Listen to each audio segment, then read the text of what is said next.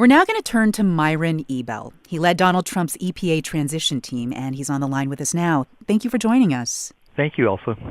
So you gave recommendations to the Trump transition personnel team for who should lead the EPA, and Scott Pruitt was on that list. Do you still stand by that recommendation? I think he was a good choice. To just be frank, he wasn't my very top choice, but he was certainly in my short list. I think he's done a good job, and I think he's gotten caught up in a really orchestrated campaign, which took very few careless missteps and then added on a whole lot of very trivial accusations to try to make it look like he is somehow personally corrupt, and I don't buy any of that.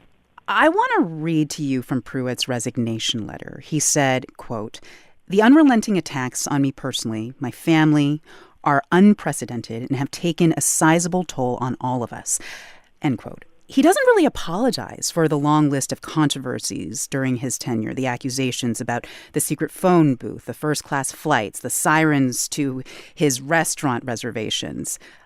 What do you make of that choice to not apologize for any of those scandals, those controversies?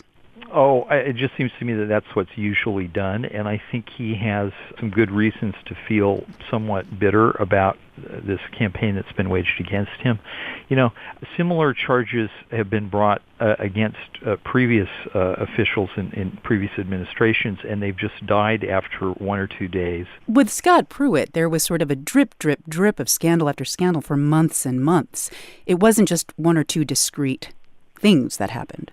Yes, but I think many of the accusations and charges were really trivial. So, this is all water under the bridge now. I think he's done an outstanding job. I think he made some careless missteps, which I think, he should have been better prepared to handle some of the aspects of the job. I don't think it was appropriate to fly first class.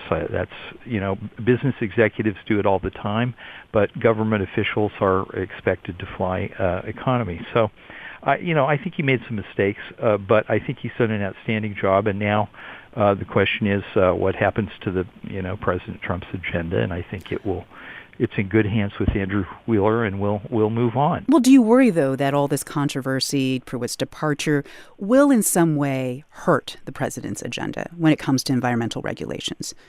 I mean, Pruitt's replacement will surely face a very, very tough fight in the Senate because Democrats have been pretty fed up with Pruitt for quite some time now.